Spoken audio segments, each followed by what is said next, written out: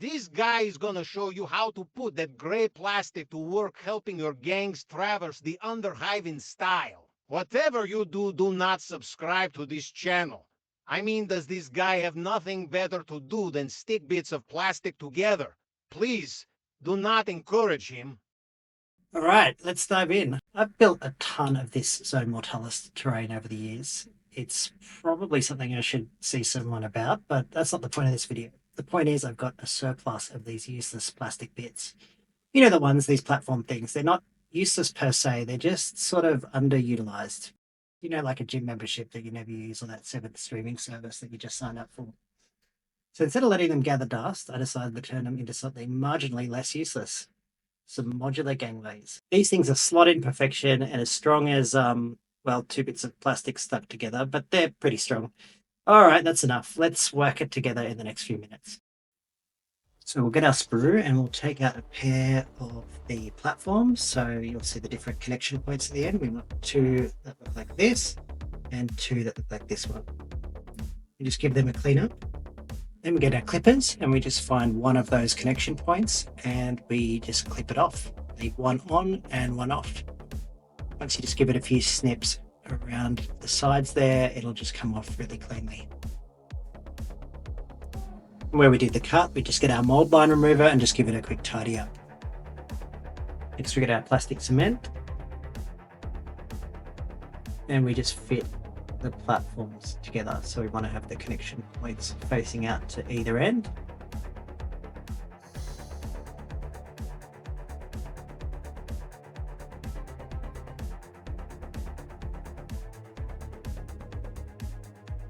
Okay, we'll grab some of the railings and then we just pop those onto the sides, and that'll just also add a bit of reinforcement to the 2 pieces you've stuck together.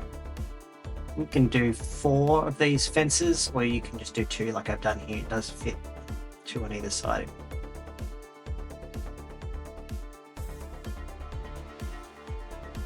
That's how it looks. So we could just call it done from that point, but I wanted to take it up to the next level, show you how you can do that. So we get some florist wire. It's really flexible, easy to work with, very light. You can just clip it off with hobby clippers, so great thing to work with. We're going to make some sort of wires hanging down. Also get some copper wire, which has got a bit of a seal around the outside. That's a bit thinner. We just cut off a few lengths. So we just measure out where we want our mess of cables and tangled cords hanging down.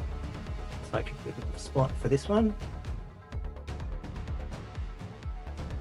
Just bend some different size ones and just dry fit where we think they might look good. You can do as many of these as you want. I've just done 3 to sort of show you in this video how you can do it, but do heaps of these. Then we want some of this super glue gel. It's a bit thicker than regular super glue and that just helps let everything sort of stand in place.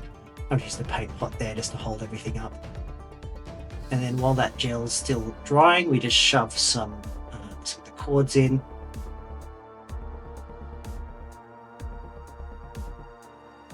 And it doesn't have to be slotted into anything too supportive because that gel will just hold it in place. See there, just with that gel, it actually holds on pretty well. And we're going to make it stronger later on. This is just to get our starting point. Alright, so we get the thinner wire and we start to sort of tangle that around the thicker wire just to make it look visually interesting. Here you can see I just sort of thread it through in a way that I think looks good.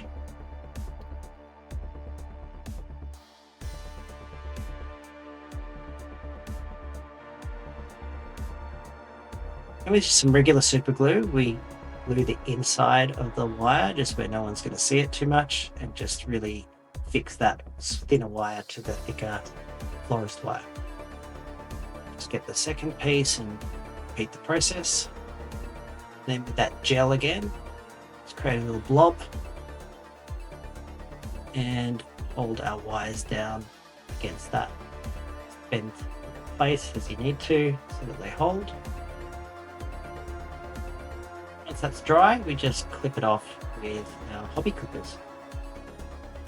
That's how it looks with different kinds of wire attached. The same thing with the second one I made.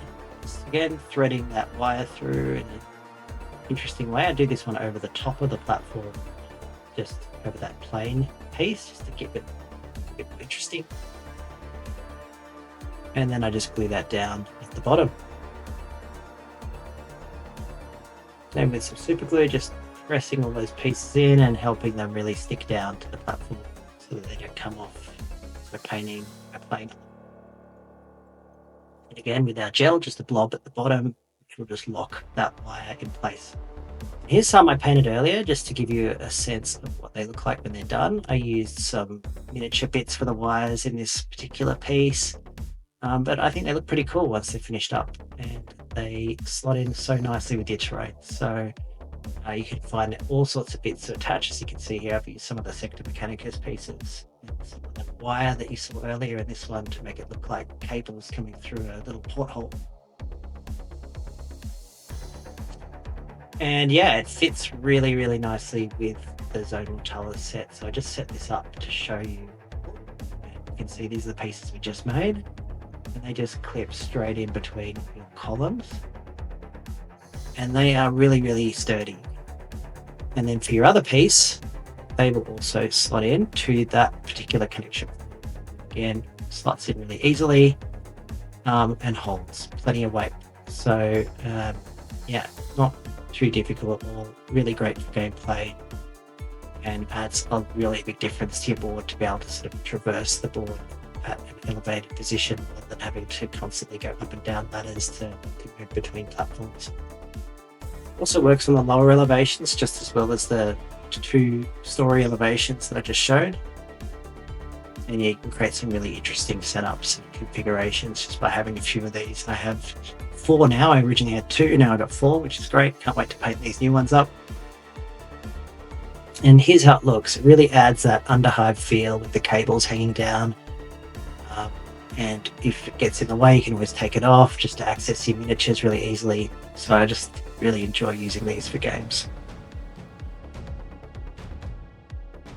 And there you have it, a groundbreaking tutorial on transforming unloved plastic into vaguely acceptable terrain. Feel free to like, subscribe, or clap loudly to yourself. Or don't. Either way, I'll be busy gluing more stuff together. See you in the next video.